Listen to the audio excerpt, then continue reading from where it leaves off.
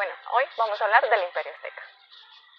El Imperio Azteca o el Imperio Triple Alianza, venido del Nahual, los tres lugares donde se dan órdenes, fue una comunidad o un complejo político también multitécnico que existió en el área central de Mesoamérica, pues durante el posclásico tardío y hasta la conquista española. Esto comprende los años de 1325 y 1521. Lo conformaban en general Texcoco, Tlacopan y Tenochtitlán, que eran las tres comunidades o las tres alianzas que se presentaban. Los aztecas querían demostrar su poder, por esto empezaron a construir, o en general construyeron, un montón de edificios que destacaran por ser monumentales.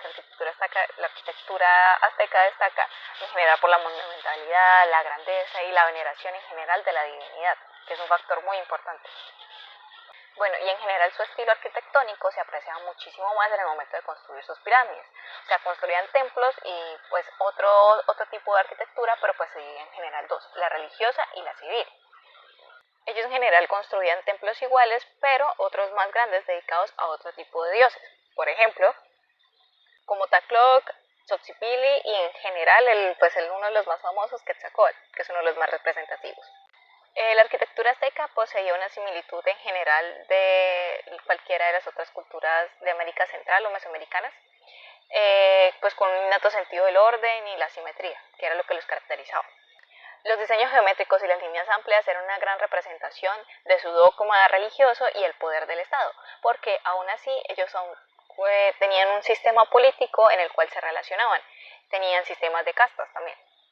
Entonces aquí tenemos la pirámide social azteca, de la cual podemos destacar que estaban en primera instancia los esclavos, o que eran también llamados mayeque en su idioma.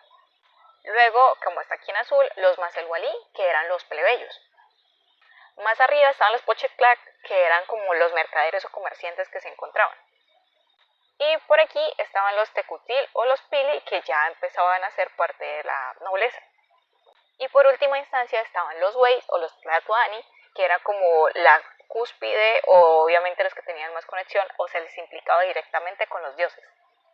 Bueno, como ya se ha dicho anteriormente, dentro de los tipos de estructura arquitectónica que más destacan de los aztecas son las pirámides, pero estas basadas en una forma rectangular o cuadrada, las cuales contaban con un solo acceso en las escalinatas, como se puede ver acá, pero junto con dos alfardas lisas que la precedían.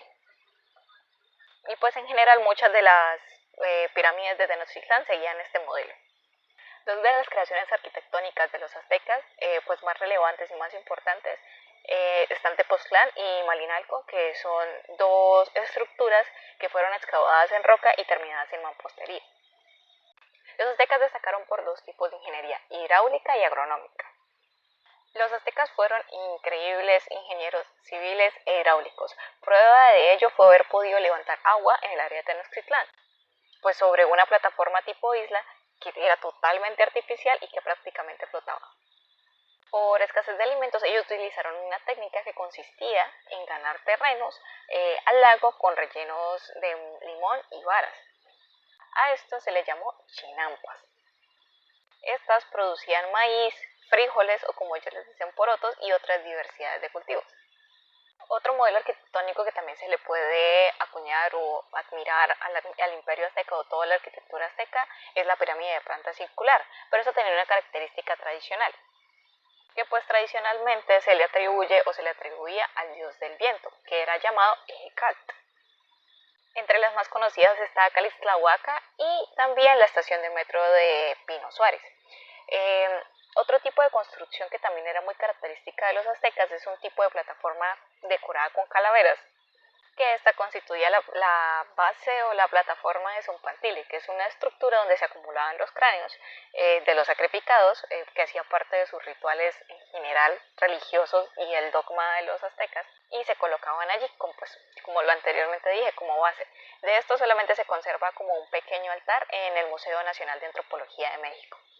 Como ya se ha dicho antes, ellos tenían dos tipos de construcciones, que es los templos religiosos y las partes civiles. En general, las viviendas, entre comillas civiles, se destacaban pues por dos tipos de construcciones.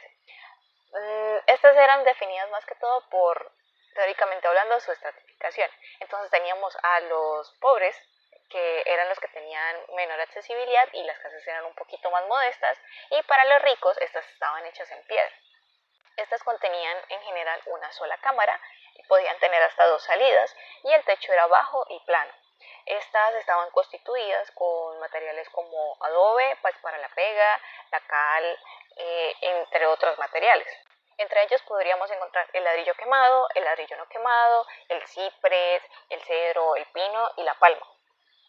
También las casas estaban ubicadas cerca de las bases de las montañas para que la lluvia no entrara y golpeara las casas y las destrozara. También cabe destacar que la arquitectura azteca estaba influenciada por otras culturas cercanas. Entre esas estaban los toltecas de Colhuacán, estaban los tepanicas de Azcapotzalco, que eran los otros, y los últimos que eran los alcohuas de Texcoco, que es los que más les he nombrado.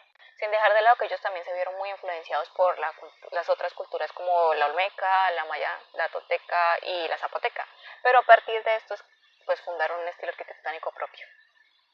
Lastimosamente los aztecas fueron uno de los más devastados y sobrellevados por la colonia española, por los cuales alcanzamos a percibir muy poco por parte de sus estructuras, pues obviamente todas talladas en roca y lo que alcanzó a quedar de sus templos religiosos, pero muy poco se llega a apreciar.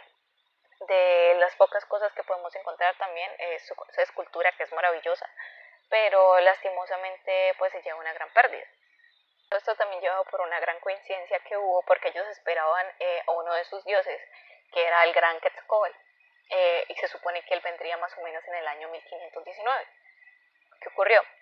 Precisamente para esta época aparece Hernán Cortés, y se dice que él queda maravillado porque ve cómo resplandece toda la ciudad, pero pues esto era porque él creía o lo asociaba con la plata, pero en general era porque pues la ciudad brillaba tanto por el reflejo del sol.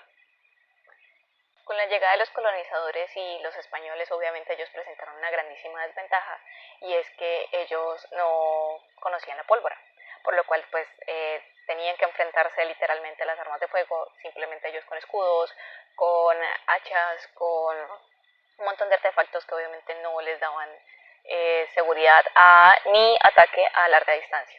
Lastimosamente ellos perdieron, pero esto no significa que ellos no fuesen buenos luchadores. A ellos se les reconocía porque eran bastante violentos y además mudos en sus intervenciones, por decirlo así, de guerra.